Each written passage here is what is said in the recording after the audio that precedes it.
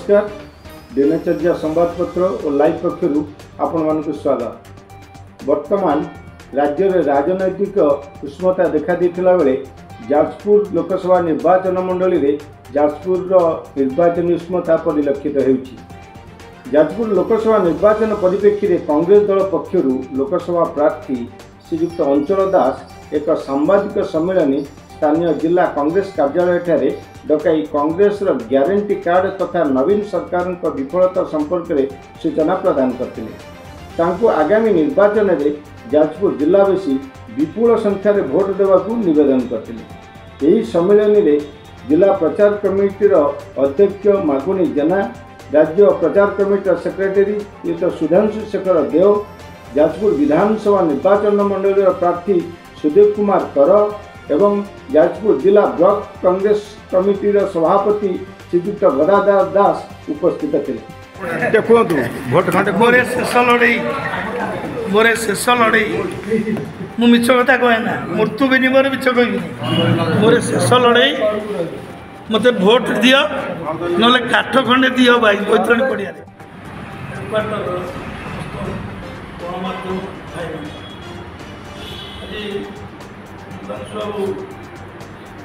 लिखित भाव में पांचटी न्याय और 30टी ग्यारंटी कथा उपस्थापन कले समय ना कम हो जाए अधिक दौड़ेबू ना ये आपरे कहि जो राज्य निर्वाचन प्रार्थी आम लोकसभा प्रार्थी कर प्रार्थी उद्देश्य राहुल गांधी जी जो ग्यारंटी न्याय कार्यक्रम कर मो तरफ प्रार्थी हिसाब से जिला संचालन तरफ हार्दिक अभिनंदन कथा प्रचार न्याय प्रचार पत्र ग्यारंटी कार्ड जनाभिमुखी जनसाधारण ग्रहण कर देश स्वाधीनता 75 वर्ष भितर कांग्रेस दल सर्वाधिक वर्ष शासन कर सुशासन देखी समस्त देशर इंफ्रास्ट्रक्चर कांग्रेस दल ही कर मोदी जी जो मिछ कथा गहरा कथा कहते आदौ ये कांग्रेस किसी करनी कांग्रेस मुक्त भारत वर्ष जो डाकरा आज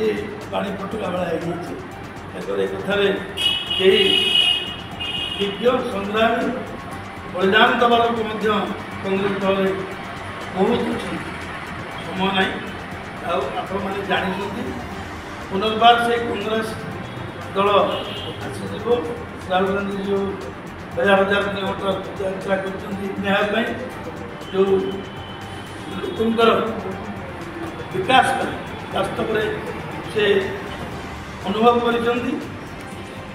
युव समाज और चाकरी किभली माने से पाइबे चाषी केमता सुविधा पाइब नारीता केमती रोजगार पाइब समस्त विचार से करके ग्यारंटी पत्र बाटे ग्यारंटी पत्र आम बुला बेले 2 मास हेल्ला जाजपुर जिला बुलाबुली कर लोक सहित मिशा करुँच अप्रोच करुँच राहुल गांधी कथा कौन कांग्रेस कथा कौन आम कथा प्रार्थी कर समस्त ग्यारंटी पत्रटी भारी ग्रहणीय